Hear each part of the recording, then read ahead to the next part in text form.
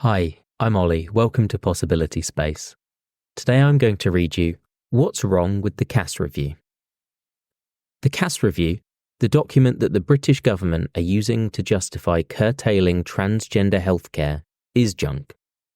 It opens, "This review is not about rolling back people's healthcare," before discouraging social transitioning and recommending a de facto ban on puberty-pausing prescriptions. It says, there should be no hierarchy of gender identity, but habitually privileges cisgender identities over trans identities. It decries unmanageably long waiting lists, but the impact of its recommendations has been to drastically increase waiting times for teens who desperately need help. The British government and the press are presenting the review as a smoking gun, but it's more of a wet fart. A flimsy document concocted by a government clearly in the throes of a moral panic. Let's examine its extensive failings. Ignorance masquerading as strength. Hilary Cass, the review's author, is a paediatrician with no trans-specific expertise. Her review frames this as an asset. Quote, "Given the increasingly evident polarization among clinical professionals, Dr. Cass was asked to chair the group as a senior clinician with no prior involvement or fixed views in the area." The specious argument being made here is that trans healthcare professionals are biased and their views are thus illegitimate.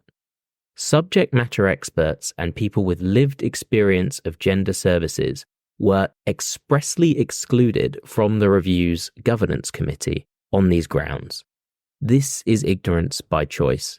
It makes about as much sense as choosing a rookie pilot because the season captains display a suspicious bias towards altitude. Inconsistent evidentiary standards. It's worth stressing that the actual scientific studies that form the basis of the review are expansive, expensive, and, in my view, as well as the view of many experts, generally pretty good. It's the way that Cass misrepresents them that's the problem. Cass sometimes commissions evidence that contradicts her own thesis. She solves this problem by burying that evidence in the appendices. Elsewhere, the review discards studies that it considers low quality. This is an academic term that's better understood as low certainty. This isn't a problem in itself. The problem is that this level of rigor is not applied uniformly. The review cites various unsubstantiated theories, even positively citing a chapter that promotes pseudoscientific conversion therapies. And these therapies are given equal or even greater weight than the studies that were subjected to the quality assessment process. The outcome of this inconsistency is a sort of catch-22 for healthcare professionals. We deem your research into medical intervention to be insufficient, so we're making recommendations that will hold up further research. It's not all Cass's fault, to be fair.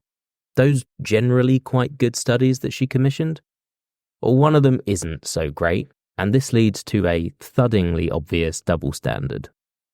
One of the aims of the review was to compare the efficacy of medical and psychological treatments, but, strangely, the review applies a completely different assessment methodology to the two approaches. It excludes low-certainty medical studies, but includes low-certainty psychological studies. No rationale was given for this significant protocol deviation. The end result is that the only treatments recommended by the Cass review are supported by the lowest quality evidence. Sweeping generalizations and non-evidenced claims. Given how critical the review is of medical evidence, it sure does contain a lot of conjecture. Quote, "While some young people may feel an urgency to transition, young adults, looking back at their younger selves, would often advise slowing down." This platitude is prominently placed in the review's executive summary, and has been widely celebrated by anti-treatment campaigners. It's reminiscent of the old saying that if you're not a liberal when you're young, you have no heart, and if you're not a conservative when you're old, you have no brain. It's the kind of hokum that your dad might post on Facebook underneath a portrait of Winston Churchill, but it has no place in a nominally evidence-led review. The implication of the above, that medical intervention is given to gender-diverse young people too quickly, is not only unsupported, it is actively disproved by the systematic reviews of the existing evidence that Cass herself commissioned. Those reviews showed that 78% of patients received no medical intervention whatsoever, and that it actually took many years, wait time ranged from 4 years to 7 years, for young people to access medical intervention. The review also speculates that young people are coming out as trans due to pressure from their pro-trans peers. Quote, though through adolescence, peers have an increasing influence and parents a lessening influence. Adolescents' evaluation of their social and personal worth is strongly influenced by what their peers think about them. This truism, that teens say wacky things to fit in, is the linchpin of Cass's whole argument, but the review provides no evidence to support it. There is a wealth of evidence to the contrary. Transphobic hate crimes have reached record highs here in the UK last year, and 34% of Brits now describe themselves as prejudiced against trans people. People tend not to report themselves as prejudiced, so this is almost definitely an undercount. These inconvenient facts just don't get a mention in the review. The review does this time and time again. Misrepresent data, mishandling evidence, and rests its conclusions on speculation. Reading it in the context of rising transphobia in the UK is enough to make you feel like you're going a bit mad. Cass seemingly exists on a different planet to the trans people she's making decisions on behalf of. Concealed collaborators. When Cass speaks to trans-supportive sources, they tend to get name-checked in the review. This is both ethical and, given Cass calls for restrictions on gender-affirming care, a useful shield from criticism. It says, hey, we did speak to trans people and trans-supportive sources. Cass doesn't disclose her anti-treatment sources to nearly the same extent. For example, she obliquely refers to, quote, meetings with international clinicians and policymakers, but it's only thanks to recently submitted court exhibits that we know Cass collaborated with Ron DeSantis' hand-picked Board of Medicine in Florida. Her review is now being used in states across America to support bans on gender-affirming care for young people. Concealed prejudices.